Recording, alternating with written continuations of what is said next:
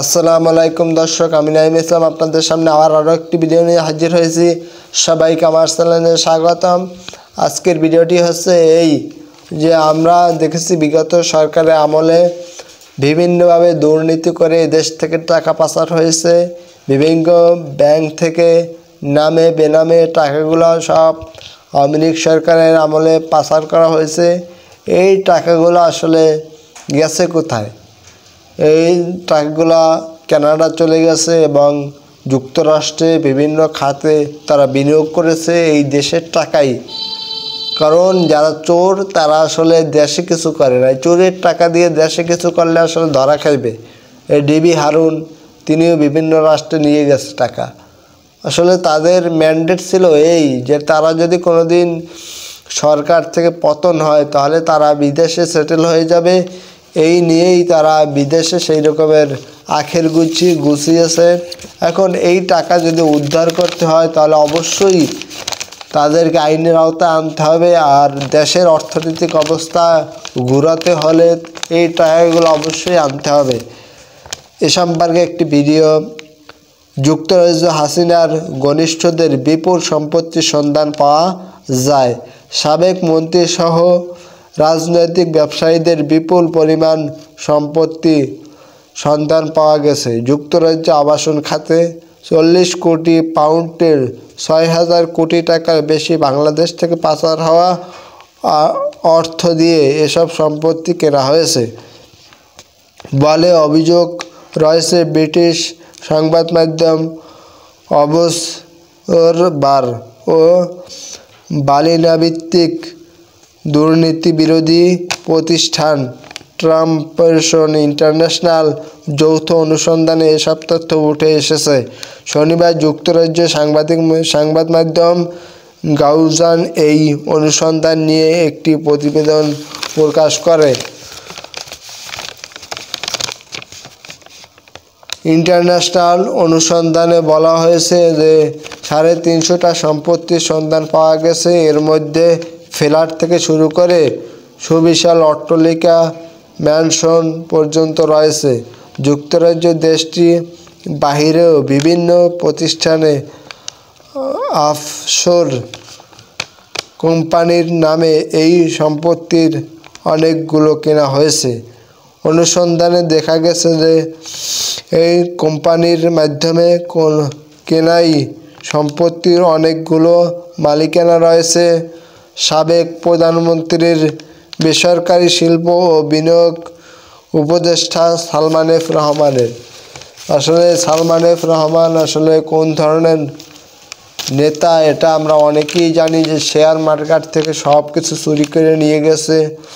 বসুন্ধরা গ্রুপের চেয়ারম্যান আহমেদ আকবর সোবহানের।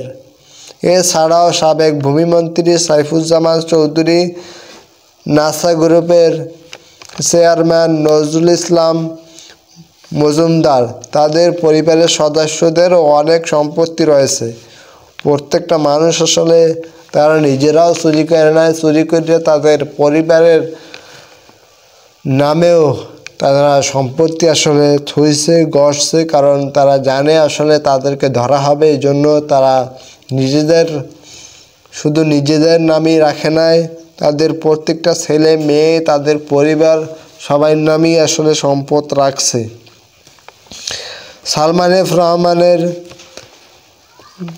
বেক্সিমকো গ্রুপের vice chairman, তিনি বর্তমান বাংলাদেশে কারাবন্দী অবস্থায় রয়েছে। তার বিরুদ্ধে অর্থ পাচারের অভিযোগ রয়েছে। সিআইডি এছাড়া সালমান ও তার পরিবারের সদস্যদের ব্যাংক হিসাব জব্দ করেছে। আসলে ব্যাংক হিসাব সালমান এফ রহমান তার ব্যাংক হিসাব এবং তার পরিবারের ব্যাংক হিসাব জব্দ করেছে, কারণ এই টাকাগুলো সব সরকারি টাকা।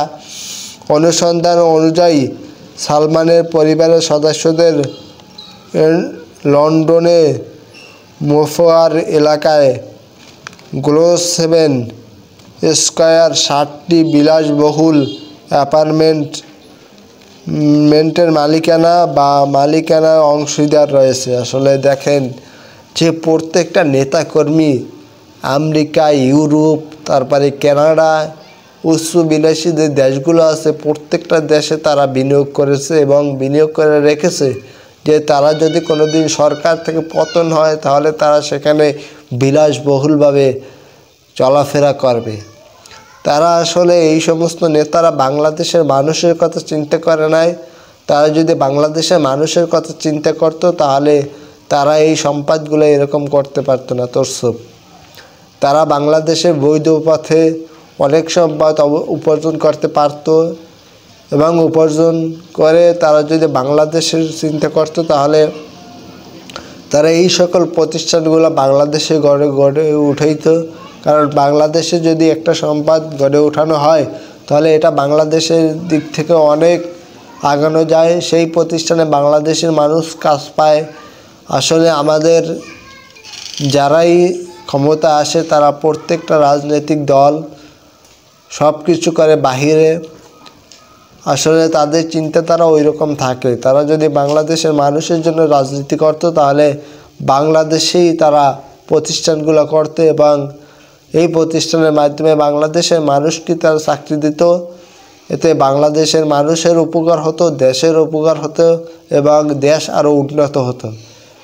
এজন্যই বাংলাদেশে আসলে কোনো যুবক শিক্ষিত হলে বেকার থাকতে হয়।